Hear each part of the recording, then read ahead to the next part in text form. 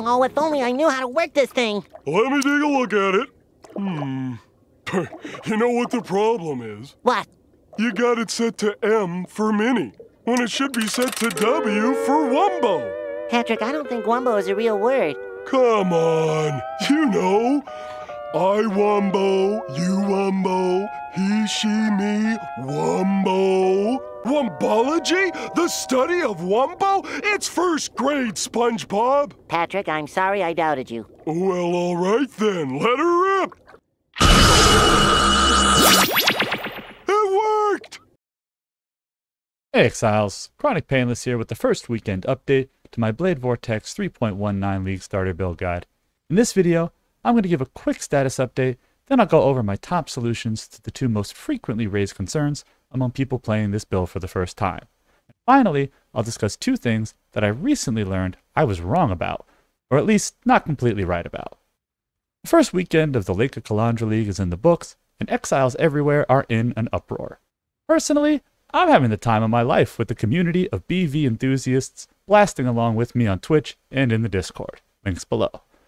Huge shout out to everyone who has been a part of it, whether you've been asking questions, answering questions, or just enjoying the vibe.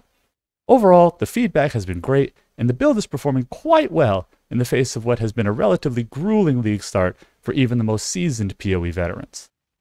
The nerfs of 3.19 certainly didn't destroy the potential of this build as a league starter or a league finisher, and BV's status is still all the way back.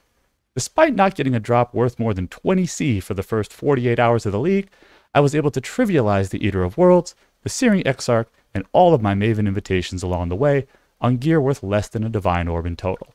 If that's not a viable league starter, I don't know what is. And so, I'm just going to ignore the meltdown happening on Reddit and keep on blasting. Moving on, I want to talk about the two most common issues that people running this build are facing and how to tackle them. The first, and the easiest to deal with, is mana. If you're having trouble sustaining your mana after swapping to BV, there are two main options to consider. The first is using only a level 1 Vortex spell. The only reason I normally run a higher than level 1 Vortex is that the higher mana cost enables running a higher level of Arcane Surge support, which provides a small damage boost. Of course, if this high mana cost is posing an issue for your loadout, it's entirely reasonable to sacrifice that very min-maxy bonus. The only thing we really care about from our Vortex is that it is creating chilling areas for our Bone Chill. As I mentioned in my last video, this chill is a ground effect and therefore applies at the default value of 10%, regardless of the damage on your Vortex. So using a level 1 gem for the lower mana cost is perfectly fine. The second way to deal with mana issues is to seek out just a little bit of percentage-based increased mana regeneration.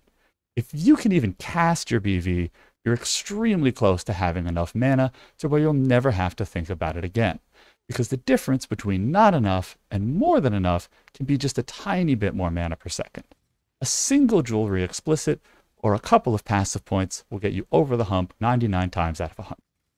The second issue is a little more tricky to tackle, mostly because it's not an objective situation where the setup is either sufficient or deficient, and both personal preference and player skill are major factors.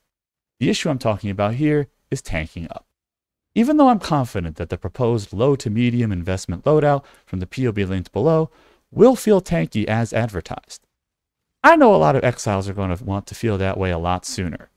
For what it's worth, I don't think any softcore builds are feeling immune to one-taps against the wrong combination of Arch and Nemesis mods in the Lake of Kalandra League, but that doesn't mean I'm going to ignore concerns over survivability. My number one piece of advice for increasing survivability early is to get a Blast Freeze cluster notable and keep increasing your damage as much as you can. I'm not memeing when I say that the best defense really is a good freeze fence. Freeze has 100% damage mitigation, and Blast Freeze turns packs of scary monsters into easily poppable popsicles. The second tip is to make sure you're taking advantage of one of the most fundamental aspects of what makes BV a fun build in the first place. The fact that you can do damage while moving.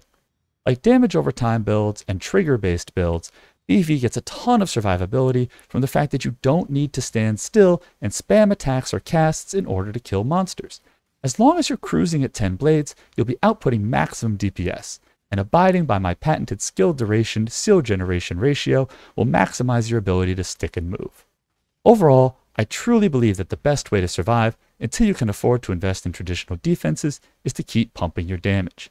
The only damage for tankiness trade-off that I would consider in the very early stages of the league would be opting for the Bastion of Element's Ascendancy.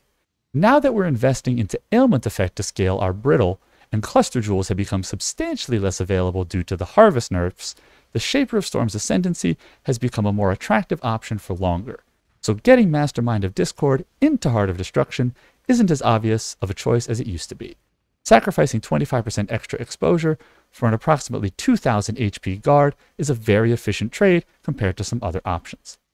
Finally, we've come to the moment I'm sure many of you have been waiting for, where I must admit that I was in fact wrong about something. Two things even. The first is the potential utility of Shield Charge. Massive shout out to Tripolar Bear for convincing me to give it another try. In my own experiments, I found Shield Charge made me slower than just flame dashing, but it turns out that was only because I was very, very bad at using it. After giving it another go, I've come to terms with the fact that Shield Charge is the Formula 1 car of movement abilities. It is inarguably the fastest, but also has the potential for disaster in untrained hands. If you can learn to master it, I highly recommend adding Shield Charge to your BV build, as it makes up for probably the biggest weak point we have overall, which is our lack of raw movement speed. You need to be careful of two things though. Number one is making sure your cursor is far enough away from you. Unlike Flame Dash, which will always move you at least a little bit, Shield Charge will make you perform a stationary attack if you try to charge too short of a distance. For me, this is the hardest thing to get used to, and I still struggle with it sometimes. The second thing that you need to be wary of when using Shield Charge over Flame Dash is that it is not a blink. While Flame Dash teleports you over not just terrain, but also projectiles, Shield Charge can get caught up on even tiny bumps and will get you shotgunned by a patch of range monsters if you try to rush through their volley instead of blinking past it. Because of this, it's important to use both Flame Dash and Shield Charge, like the classic pizza and French fry combo. And remember, if you pizza when you're supposed to French fry, you're gonna have a bad time. The other thing I was wrong about was the possible use case for the Freeze Duration Cold Mastery. Freeze is a unique ailment in that its threshold is not effect-based, but rather duration-based, in that freezes below a certain duration will be ignored. This means scaling freeze duration can actually enable you to freeze beefier targets than you would have otherwise. I stand by the statement that we don't actually care how long a monster is frozen, since they'll be staying that way until death in almost all cases, but I was wrong to dismiss freeze duration as totally useless. So while it's true that it won't provide any benefit, unless you happen to be fighting a monster where that extra duration is the difference between it being freezable or not, that benefit can't be dismissed out of hand, and may make a palpable difference in your overall survivability. Unfortunately, there aren't many efficient sources of increased freeze duration besides that mastery, and some monsters can't have their action speed reduced to 0 no matter what. So this interaction is certainly interesting, but it's hardly a game changer. That's all I've got for this video. I'll be back soon with another update, and make sure to check me out on Twitch or join the Discord for more BV discussion. And as always, stay painless.